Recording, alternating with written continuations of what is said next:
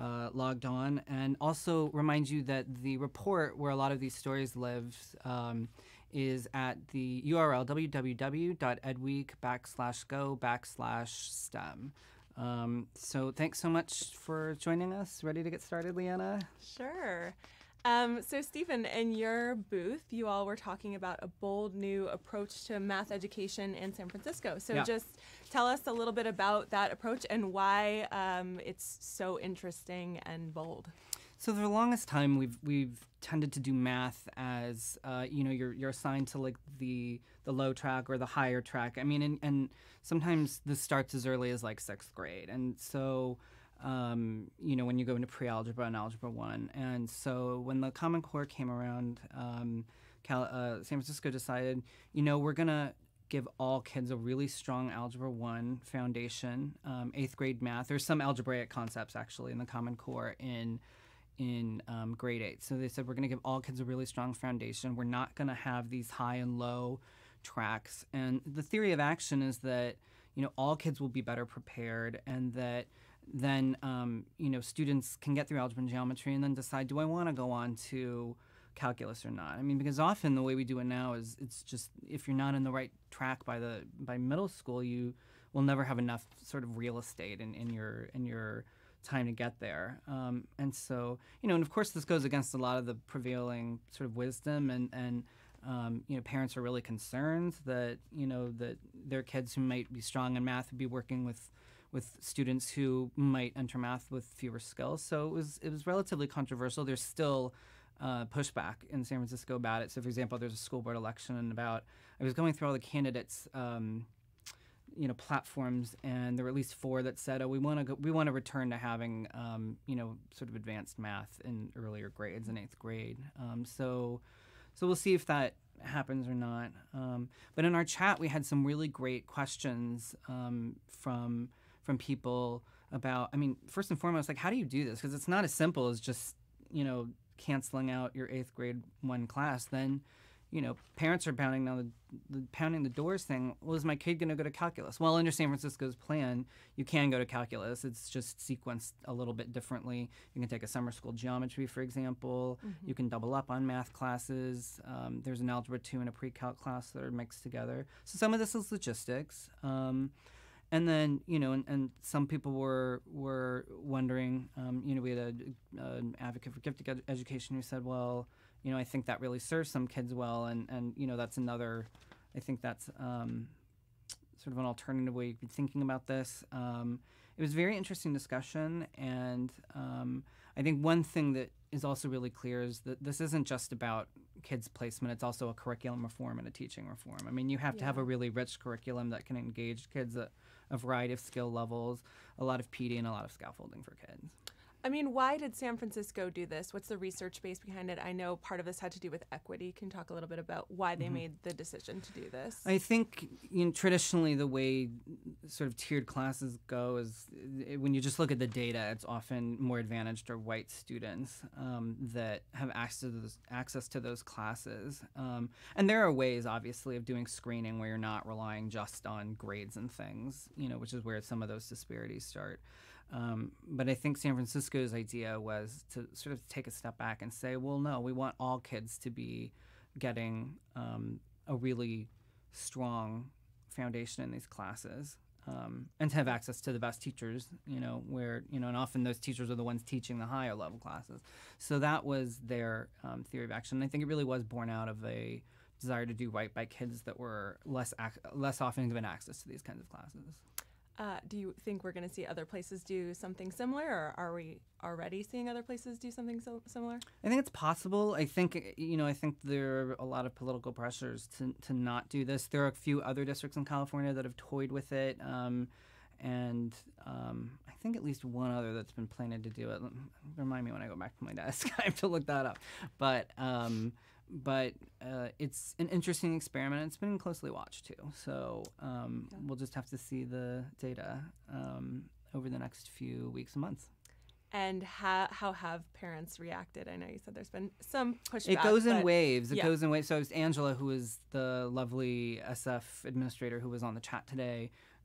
you said that, well, we thought we'd gotten through that. And then there was another wave of new kids entering middle school where the parents had the same set of questions. So on the chat, actually, she talked a lot about how you just have to make sure the communication is constant and that it's, consistent so that parents are informed about this. Excellent. Sounds like you guys had a good discussion. It was a great talk, yeah. So, perfect. Great. Thanks so much.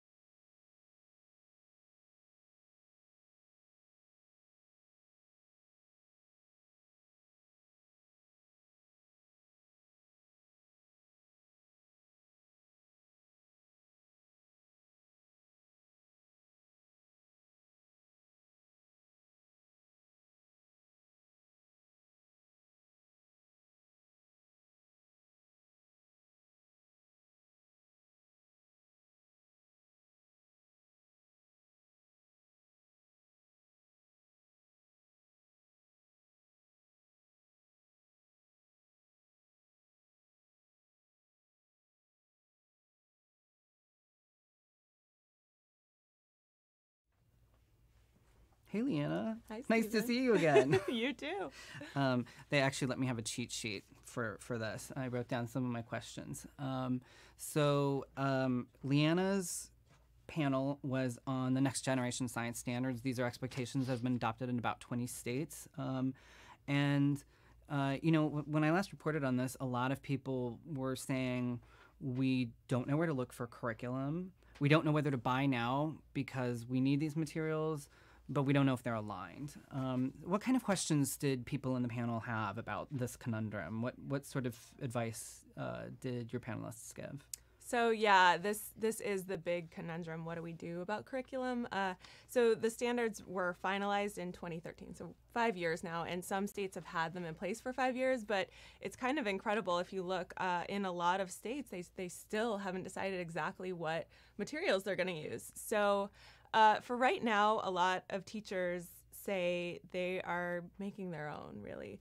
They're trying to retrofit things, or they're finding things online. So some people in the chat were saying, we're using open educational resources while my district decides what materials they want to use. So we're pulling it together. We had one guy said, hey, I'm the MacGyver of science education. I can make anything work. And, it's interesting. I think a lot of science teachers feel that way at this point, especially as they try to implement these new standards, which are much tougher to understand than a lot of previous state standards. But, that's not really the way it should be. There should be some help for teachers out there, and they should feel like they have a program that they can use. But a lot of places aren't there yet. And they're trying to work with what they have, which are old materials often, or make their own. Or some teachers are learning how to review curriculum materials. So Peter McLaren, who helped write the Next Gen Science Standards, was on our panel, and he's a big proponent of training educators and district leaders and everyone. You have to know the standards deeply, but then training them how to review materials to see if they're aligned. I was actually really surprised to find that, Oregon looked at materials, California is currently looking at materials, Florida is looking at materials, but there really are not a lot of sort of consumer report style ratings of these curricula just yet. Yeah, so edreports.org is the nonprofit that's trying to do third-party reviews. They've done this for the Common Core. They are doing their first set of science materials, and those will be out next month. Hopefully, we'll see if they're out. But they're working on that now, and then, as you said, California and Oregon are doing reviews as well. Leanna, as you know, the federal law, ESSA, the school accountability law that replaced No Child Left Behind, continues to require science testing at 3 grades. So standards have been out 5 years. Testing is sort of starting to come down the pike. In between frantic and panic, where are states and districts and teachers right now? Yeah, definitely in between those two. A lot of people in our chat were concerned about assessments for a variety of reasons. Some places, they're just like wondering what their state assessments are going to look like because they don't have the state assessments yet. So in a lot of places, we're teaching the new 3-dimensional standards, which involve a lot of performance, and then they're taking old tests. So they're doing tests that are multiple choice. That don't really align. So these tests don't necessarily measure whether you can research or conduct research in the scientific manner. That's more like filling in the choices, in the blanks. Yeah. Right. So that's really hard when what you're doing in class doesn't line up with what you're doing with assessments. And we had a lot of teachers. A lot of teachers are asking, how do I build my own assessments? I don't know how to measure performance. I don't know how to, make my classroom lessons look like the assessments and vice versa. That's just really hard to do, to create those on your own. And then, people they're worried about what's to come. How do I make sure I'm teaching what's going to be assessed when we do have these assessments in place? So, but yeah, we're still a little while away from having standardized tests in some places. DC and Illinois, they put the test in place a couple years ago, and then there's been a little bit of upheaval there. So this is taking place a lot more slowly than with the Common Core testing that happened really quickly. There's a lot of ended up being a lot of federal money behind that, and with the science test, it's happening much more. There was slowly. Also a lot of pushback though with the opt-out movement. So maybe we'll learn our lesson this time around. All right. Well, thanks for that update, Leanna. Again, for everyone viewing, you can, if you logged on for the chat, you can see the entire transcript with all of those insights. Next up, we'll have Madeline Will, who moderated the session on teaching early grade STEM.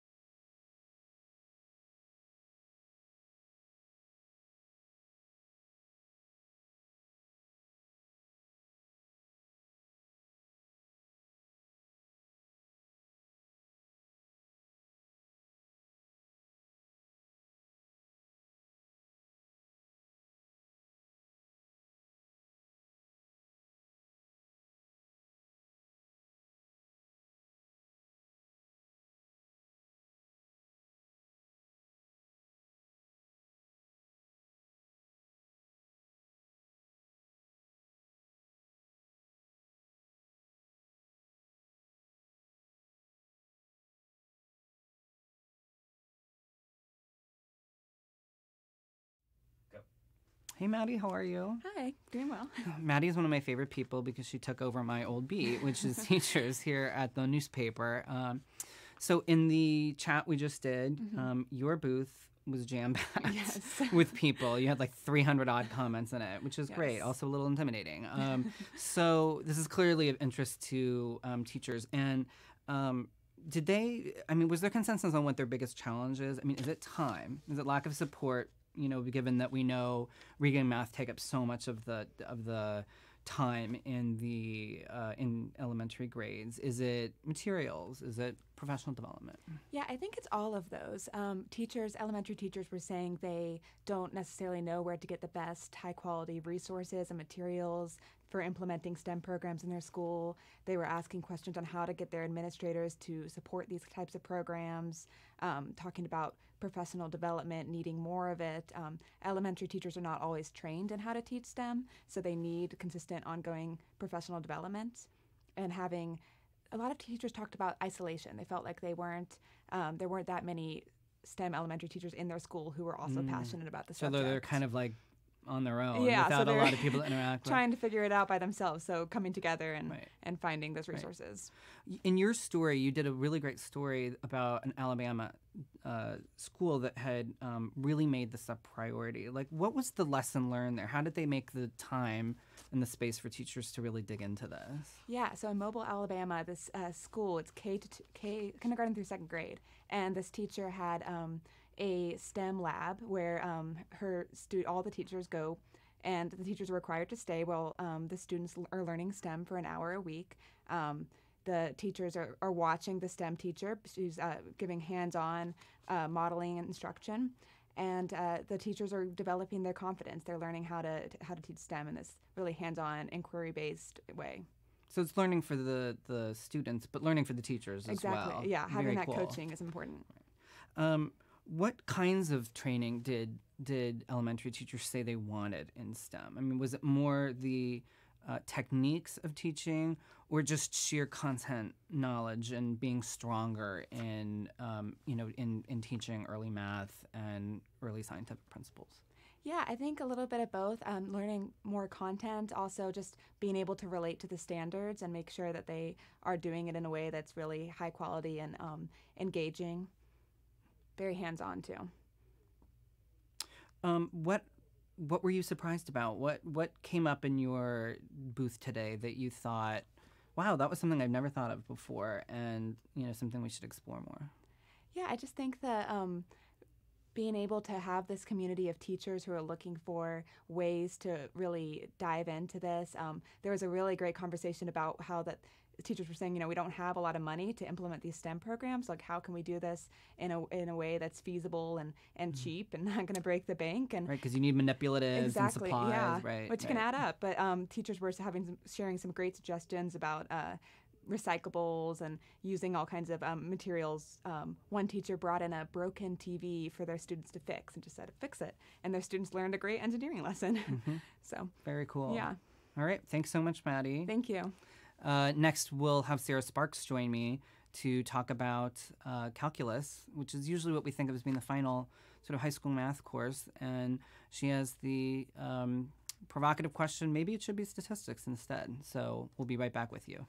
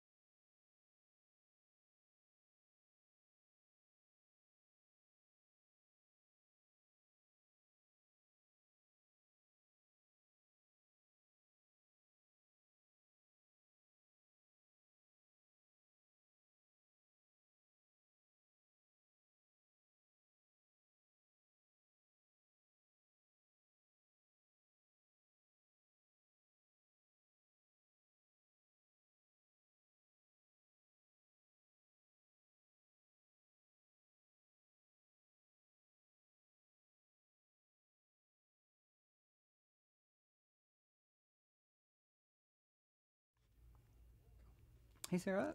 Hi, Steve. So, true confessions from Stephen Sawchuk today. I got a gentleman's B- in calculus once upon a time. So, when I read your story about, stats is part of big data, it's part of econometric research, it sort of surrounds us all the time. It's coming up in the election. I was really drawn to this idea that maybe I would have been better off taking stats. Tell us a little bit about how people responded to that idea in the booth. Did they agree? Did they fight back? It's interesting. There are two senses. There's the traditionalist thinking about what is the role of calculus in high school, and this is the pinnacle of high school math and has been for the last 30 years or more. And it's an entry requirement for elite schools, right? A lot of colleges. Okay. And even non-elite schools.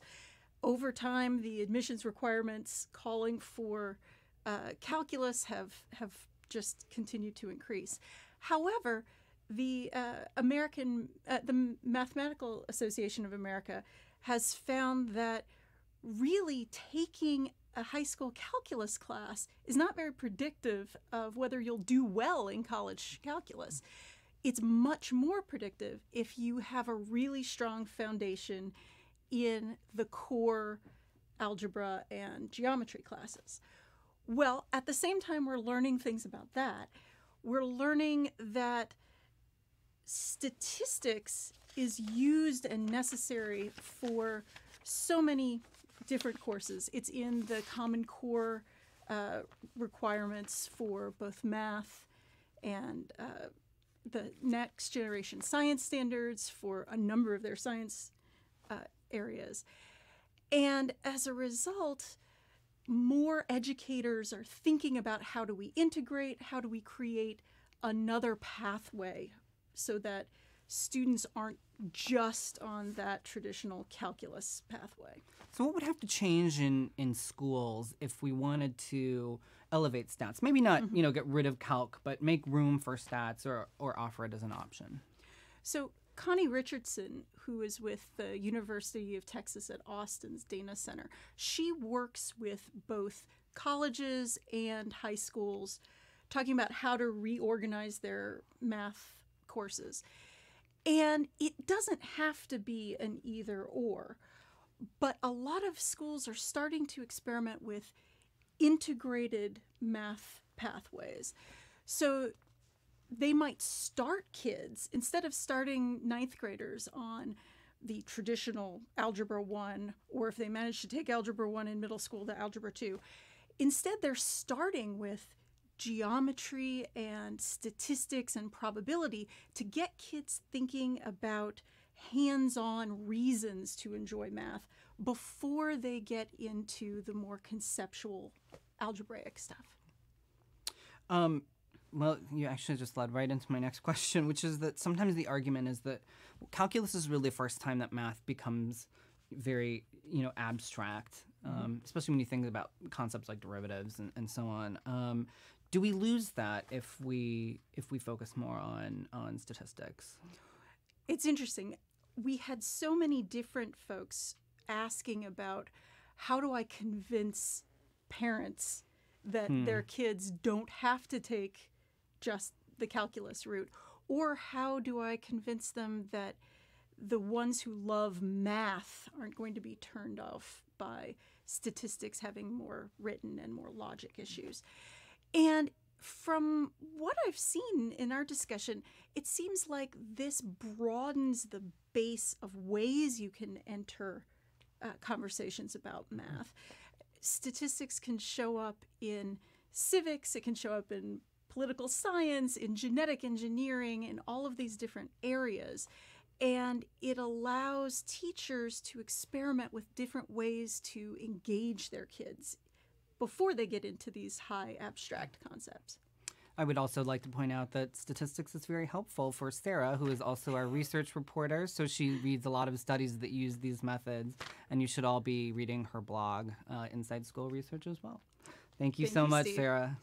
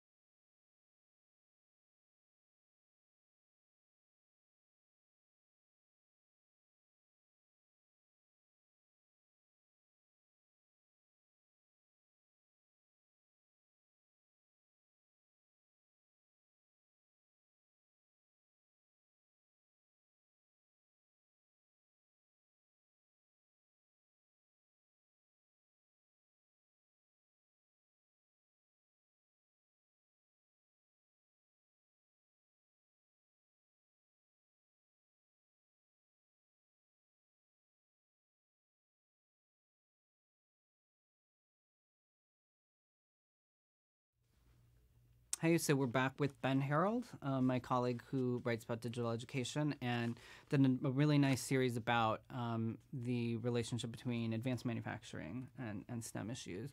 You had another jam-packed session. Tell us a little bit about the kinds of ideas that educators and administrators had for better linking these two things that often I think we see as rather disparate. They're academic STEM over here and career learning. One thing that really stood out in our session was that a lot of the educators there saw a very tight link between what they're doing even as young as elementary school and middle school and workforce. And for them, I think this idea of STEM as workforce training really got at kind of one of the key questions they face in the classroom with their students of why does this matter and what's it going to do for me?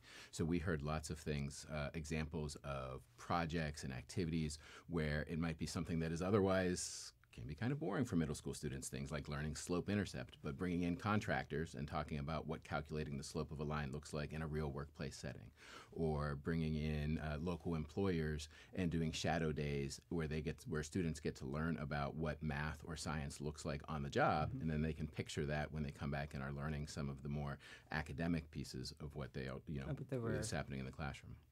Did the teachers feel like they had support from administrators or in policy circles? I mean, you and I write a lot about the focus these days from the administration on apprenticeships, for example. But does that really trickle down to? My sense is that a lot of educators who are most active in this space are really entrepreneurial. They are going out and finding grants themselves. They are going to conferences and picking up ideas. They are very active in their own online professional learning communities. And so I think my sense is that some of the big policy environment can kind of help shape opportunities and open doors, but really it's often on the folks on the front lines, classroom educators, to go out and make opportunities for themselves. If they don't, sometimes it doesn't happen. What did they find most challenging about this work? I think one part is getting buy-in from above. Sometimes, there's a lot of competing demands on people's attentions. Reading and math and kind of, meeting your accountability the targets are often the first and last concern for many. Right. So figuring out ways to bring in local employers often gets pushed way down. I think there's a lot of equity concerns. How do you make sure that girls are motivated and interested, that it's equally engaging for everyone? How do you recruit from underrepresented populations, particularly with English language learners? Accessibility issues with students with disabilities. So trying to make sure that STEM and computer science is really for everyone is also a big challenge. You are also a reporter who's focused a lot on the pathway to the workforce. And you and I have actually talked a lot about how, when you look at Bureau of Labor Statistics, occupational projections, the largest growth in jobs isn't necessarily in pure physics or chemistry. It might be in as a technician or in healthcare. What's the conversation like about that and sort of applicability to workforce and whether these jobs are really going to be high paying and support? That was one of the things that really stood out to me is a lot of the educators in our chat were really focused on the idea of employability skills. So yes, we want to teach the hard science and engineering and physics and so forth, but this idea that employability skills are going to be what really helps students adapt in a really rapidly changing workforce. So that's things like knowing how to learn new software programs, being able to work in a team. One of our participants talked about having real-world work experience around math and science, but really what you're learning is project management. How do you get a project from beginning to completion and have a team be part of that? I think that there's really robust recognition in the field that that's what it's going to take to make sure that students have opportunities at all ladders of the employment opportunity. Tell us about one thing you learned during your conversations today. One of the things that was really just stood out was the variety of actual projects that are happening. So hearing about things like having students programming traffic lights as part of the hands-on real-world work that actual middle school students are doing. I think sometimes we hear so much about the quote-unquote factory model of education, and there's this myth or image out there that classrooms are still a teacher standing in front of the rows of students and desks, and there's a lot of schools where it's real different than that. And I think what's coming on the horizon is also very different as well. We heard a lot about augmented reality, virtual reality, artificial intelligence, starting already to think about ways to bring those into the classroom now so that students are familiar with the concepts, comfortable with the ideas, and can envision themselves in that world 5, 10, 15 years from now. Awesome. All right. Thank you so much, Ben. Thanks. Thanks so much for joining us for our live stream today for our event on gateways to STEM education. And just to remind you again, you can see all of the stories at www.edweek.org/go/STEM. Thanks so much.